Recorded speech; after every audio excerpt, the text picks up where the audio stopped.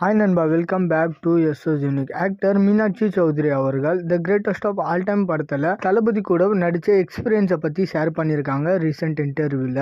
அதாவது 8 மணிக்கு ஷூட்டிங்னா 7:55 தளபதி ஆன் ஸ்பாட்ல இருப்பாரு. ஒரு ஸ்டார் ஆக்டர் இந்த அளவுக்கு பஞ்சுவாலிட்டியாக இருந்ததை நான் பார்த்தது இல்லை. அவர் ஃபாலோ பண்ணுற அந்த கான்செப்டே நான் இது வரைக்கும் யாருக்கிட்டையும் பார்த்தது இல்லை. லைட்ஸு கேமரான்னு எல்லாமே ரெடி ஆகிட்டு இருந்தாலும் கேரவனுக்கு போகாம ஸ்பாட்லயே பொறுமையா வெயிட் பண்ணுவாரு. லஞ்ச் பிரேக் அண்ட் ஷூட் முடியறப்பன்னு இந்த 2 தடவை தான் கேரவனுக்கே போவாரு. ஸோ அதை பார்த்ததுக்கு அப்புறம் அவர் மேல ஒரு மிகப்பெரிய மரியாதையே வந்துச்சு. நிறைய விஷயங்கள் அவர்கிட்ட இருந்து லேர்ன் பண்ணிக்கிட்டேன். So the greatest of all time படத்துல ஒர்க் பண்ணது ஒரு மிகப்பெரிய லேர்னிங் எக்ஸ்பீரியன்ஸா இருந்துச்சு அப்படின்ற மாதிரி தளபதியை பத்தி பயங்கர பாசிட்டிவா பேசியிருக்காங்க.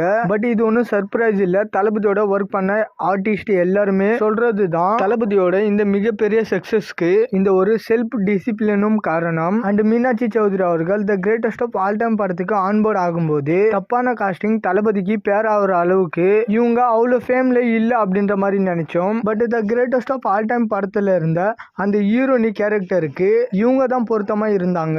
ஏன்னா என்னதான் பிரபுதேவா அவர்கள் முடிச்சு வச்சாலும் கிட்டத்தட்ட தளபதி கையால சாவுற மாதிரியான ஒரு கேரக்டர். ஸோ ஒரு மிகப்பெரிய ஹீரோனியை இந்த ரோலுக்கு காஸ்ட் பண்ணியிருந்தா நிறைய பேருக்கு படம் பிடிக்காம போறதுக்கும் வாய்ப்பு இருந்திருக்கும். ஸோ கொஞ்சம் மிட் லெவல்ல இருக்கிற இவங்களை காஸ்ட் பண்ணது கரெக்டா இருந்துச்சு. And the greatest of all time படத்துக்கு அப்புறம் லக்கி பாஸ்கர் படம் வந்து அது பிளாக் பஸ்டர் ஆகி இவங்க கொஞ்சம் இப்ப பெரிய ஹீரோனியா ஆயிட்டாங்க. ஸோ படம் பார்த்ததுக்கு அப்புறம் இவங்களை கேட்ச் பண்ணது கரெக்டா தான் தோணுச்சு. ஓகே நண்பா, இந்த மாதிரி தளபதி பத்தின அப்டேட் தெரிஞ்சுக்க மறக்காம எஸ்எஸ் யூனிக் சேனலை சப்ஸ்கிரைப் பண்ணி சப்போர்ட் பண்ணுங்க.